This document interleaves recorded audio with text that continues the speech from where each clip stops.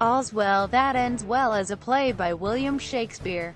It is believed to have been written between 1604 and 1605, and was originally published in the First Folio in 1623.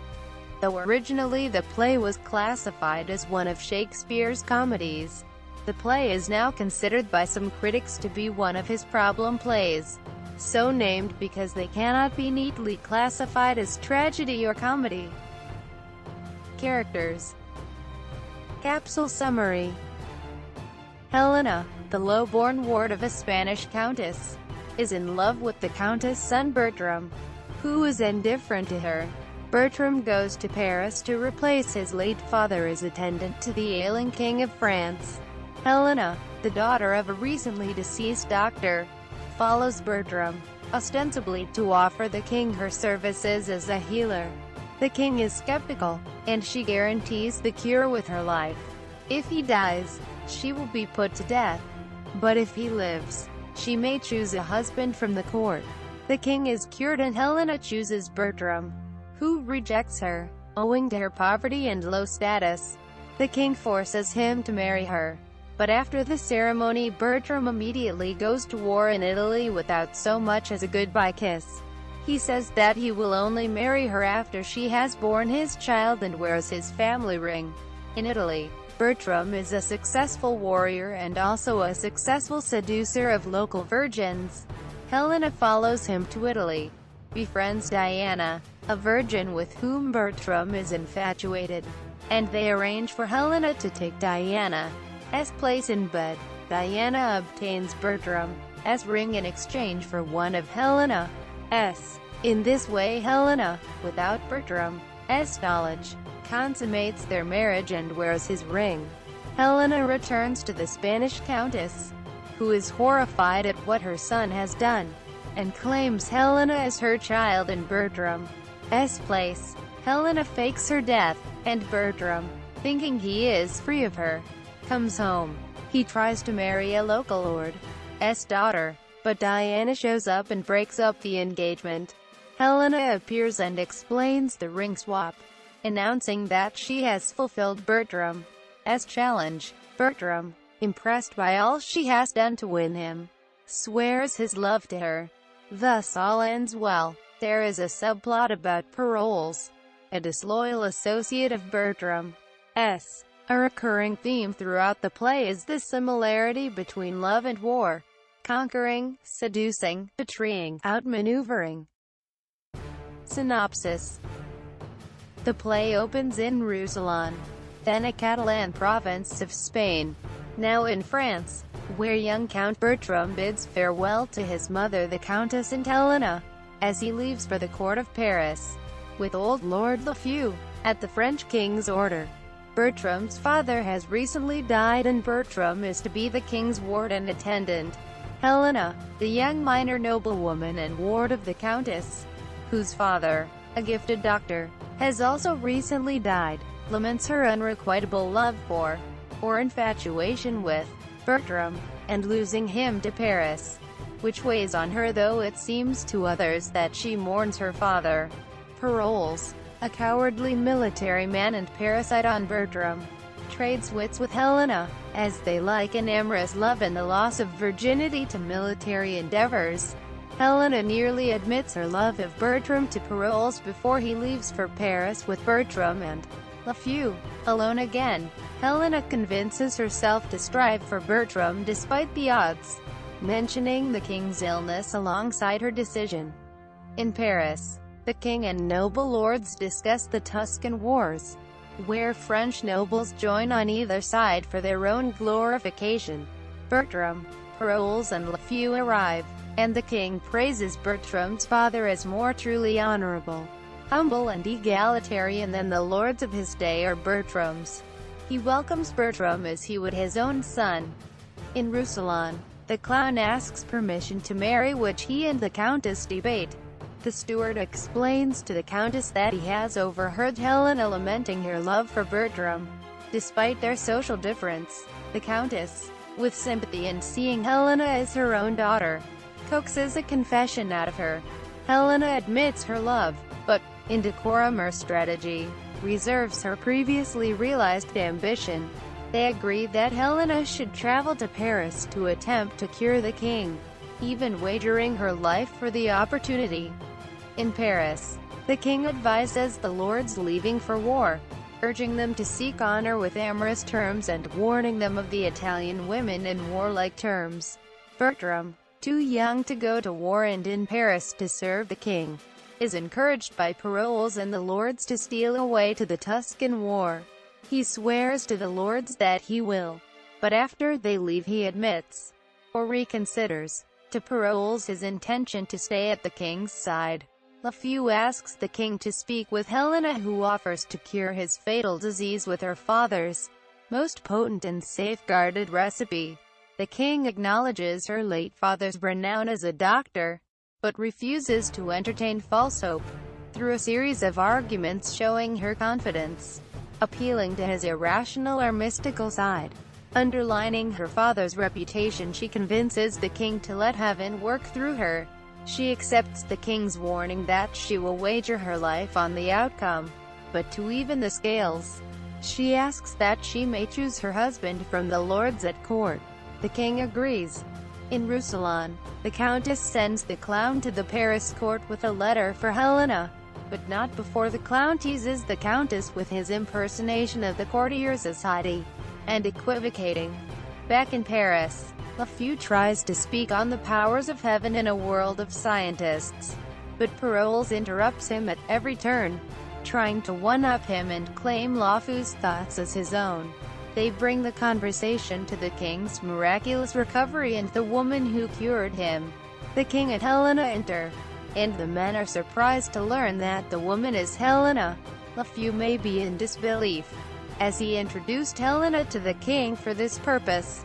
The king summons the lords and he and Helena make known their arrangement that she now choose a husband. Helena briefly questions a few of the lords, the first two of which may give perfunctory consent in front of the king while haughtily equivocating like the clown demonstrated previously. Helena chooses Bertram by way of giving herself to him, and the king seals her wish. Bertram balks, first asking the king to let his own eyes choose who he marries, then scorning her poverty and lack of good title. The king offers money and title, and praises her variously to Bertram without his objection. But Bertram refuses again despite the king's practical beatitudes on virtue over status. The king, angered, threatens Bertram with ruin in his wrath. Bertram consents in word and the king will have them married without delay.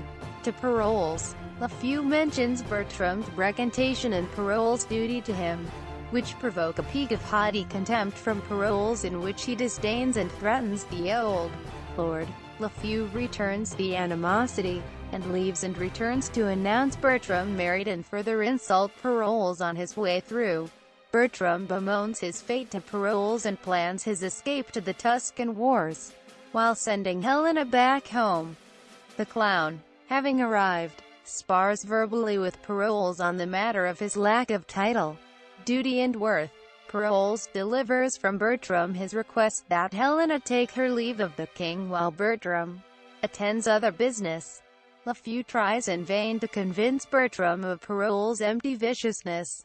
Bertram won't hear of it, and Lafeu asks Bertram to mend relations between him and Paroles, likely sarcastically, since as soon as Paroles enters, Lafeu subtly works toward a full indictment of Paroles as nothing but a shell of a man with a good suit on. Bertram tells Helena that he has urgent business to attend to as their surprise wedding has left him with unsettled matters, and that he will arrive at home in 2 days. She finds the courage to ask him for a farewell kiss, which he refuses. In Florence, the local duke and the French lords discuss the King of France's abstention from the Tuscan War, and the duke welcomes the participation of the many French lords who have come to seek honor and glory. In Rousillon, the clown informs the countess of the marriage of Bertram and Helena, as well as Bertram's melancholy, adding that clown has lost interest in the woman he wanted to marry after seeing the Parisian court's version of her. The countess reads Bertram's letter, disapproving of his flight to Florence. And the clown rattles off equivoques on cowardice in war and marriage. Helena and the lords, returned from Florence, enter to elaborate on Bertram's flight, and Helena, dejected, reads Bertram's sardonic letter claiming that she'll have him as a husband once she gets his family ring and has his child. The Countess disavows him and claims Helena is her own daughter, giving the lords this message of disapproval to take to Bertram. Helena, alone and hoping to give Bertram cause to return from the dangers of war, plans to disappear from Rousillon in the night. In Rousillon, the Countess reads Helena's farewell letter, declaring her pilgrimage to St. Jacques, putatively in Spain, or at least not in Florence or Rousillon. The Countess sends word of this to Bertram, hoping he'll return from Florence now that Helena is away. In Florence, a widow, her daughter Diana, Mariana and other women speak of the soldiers and watch or wait for them from afar. They discuss Bertram's success in war and his and Parolles' seduction of the local virgins.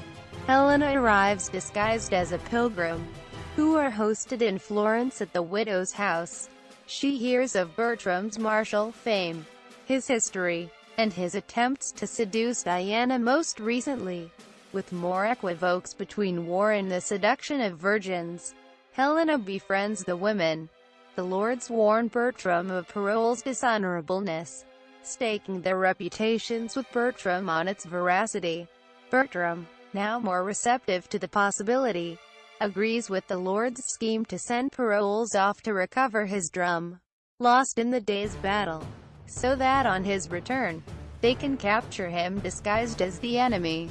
Parolles enters to take the bait, and affecting pride, swears to recover it. Bertram takes a lord to show him Diana.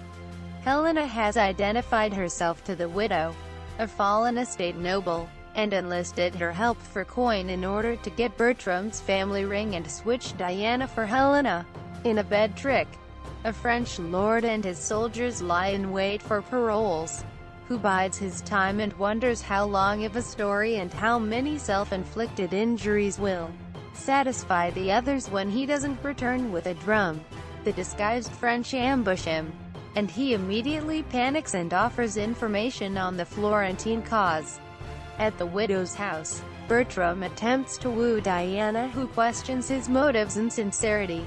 Once Bertram attests that he is eternally sincere and guileless, Diana plies him for the ring, offering to trade it for a ring from Helena and her virginity. Bertram accepts. The lords discuss Bertram's letter from his mother expressing her disapproval, how it negatively affects him, his caddish behavior, and the recently received rumor of Helena's death at St. Jacques.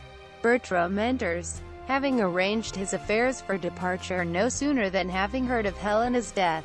The lords, hoping he see the error of his ways through Parolles' unmasking, take him to the blindfolded Parolles, who readily offers martial information on Florence to save himself with hardly a provocation. As before, he is equally forthwith in besmirching Bertram's character to the enemy on discovery of a note to Diana, advising her to leech money from Bertram as he tries to seduce her since he will betray her. Afterward, ostensibly written to her in an undelivered compact to bilk Bertram of gold, they reveal themselves and shame Parolles, and in near silence, alone and humbled, he concludes to follow them back to France. Helena, the widow and Diana discuss their success, the seduction having happened off-stage between I.V.E. and I.V.E., and Helena muses on the love-hate of Bertram, or tricked seducers of his kind, or men in general. During the sexual act, she asks the widow and Diana to accompany her to the king in order to complete her winning or cornering of Bertram. In Rousillon, the Countess, Lafeu and the clown mourn the loss of Helena. Lafeu has proposed to the king that Bertram marry his daughter, which meets with the Countess' approval. In Marseille, Helena, the widow and Diana send a gentleman ahead of them to Rousillon with a letter to the king concerning Bertram. In Rousillon, Parolles, now a reeking beggar, begs for help from Lafeu. who allows him in for supper. The king, Lafeu and the countess mourn the loss of Helena and decide to forgive Bertram's foolish young pride. Lafeu and Bertram have arranged his marriage to Lafeu's daughter, and the king consents. Bertram enters, asking forgiveness, and expanding on his love for Lafeu's daughter, whom he loved at first sight. This love provoked his disdain for Helena, whom he belatedly appreciates. Lafeu, whose estate will pass to Bertram in the marriage, asks for a ring from Bertram to give to his daughter. Bertram gives him the ring from Diana, which came from Helena. The king, Lafeu and the countess recognize it as the ring that the king gave to Helena, which Bertram denies. The king has him seized, suspecting foul play. The king knows that she would only surrender it to Bertram in their bed, and Bertram believes that this is an impossibility. The gentleman arrives, giving the letter from Diana and Helena to the king, in which it is claimed that Bertram pledged to marry Diana as soon as Helena has died. Lafeu rescinds his daughter's hand. Diana and the widow enter and Bertram agrees he knows them, but not that he seduced her or promised her marriage, claiming she is a Florentine harlot. Diana shows Bertram's family ring, and claims paroles as witness to Bertram's efforts to woo her. Bertram changes his story, claiming to have foolishly given her the ring as overpayment for her harlotry. Diana further claims Helena's ring, as recognized by the court, as the one she gave Bertram in bed, with the confusion reaching a peak. Paroles, once pressed, admits that Bertram seduced and bedded her, and Diana equivocates over how she got Helena's ring. The king has her arrested as well, as she summons the widow and Helena. After the court's shock, Helena explains the rings, and that she has fulfilled the conditions of Bertram's sardonic challenge. Bertram swears to love her if she has honestly done all of this and can explain it. Helena pledges honesty, or righteous divorce for Bertram. Lafeu accepts paroles as a servant. The king offers Diana a dowry and her choice of husband. The actor playing the king then steps forward in epilogue, declaring that all is well if Helena and Bertram speak truthfully, and asks for the audience's approval. Analysis and criticism. There is no evidence that All's Well was popular in Shakespeare's own lifetime, and it has remained one of his lesser-known plays ever since, in part due to its odd mixture of fairy tale logic, gender role reversals and cynical realism. Helena's love for the seemingly unlovable Bertram is difficult to explain on the page, but in performance it can be made acceptable by casting an actor of obvious physical attraction or by playing him as a naive and innocent figure not yet ready for love, although, as both Helena and the audience can see, capable of emotional growth. Many critics consider that the truncated ending is a drawback, with Bertram's conversion so sudden. Various explanations have been given for this. There is, as always, possibly missing text. Some suggest that Bertram's conversion is meant to be sudden and magical, in keeping with the clever wench performing tasks to win an unwilling higher-born husband theme of the play. Many directors have taken the view that when Shakespeare wrote a comedy, he did intend there to be a happy ending, and accordingly that is the way the concluding scene should be staged. Elijah Mashinsky, in his acclaimed BBC version in 1981, had his Bertram, Ian Charleson, give Helena a tender kiss and speak wonderingly. It could be argued that the conditional phrasing of Bertram's surrender is possibly a comic reference to the earlier, seemingly impossible tasks that he set Helena. Now he is promising to love her, ever dearly, if she fulfills the much simpler one of explaining how all this came about. Despite his outrageous actions, Bertram can come across as beguiling. Sadly, the filming of the 1967 RSC performance with Ian Richardson as Bertram has been lost, but by various accounts, the New Cambridge Shakespeare, 2003 etc., he managed to make Bertram sympathetic, even charming. Ian Charleson's Bertram was cold and egotistical but still attractive. Richard Minette's 1992 Bertram, David Snellgrove, was young and unformed. One character that has been admired is that of the old Countess of Roussillon, which Shaw thought the most beautiful old woman's part ever written.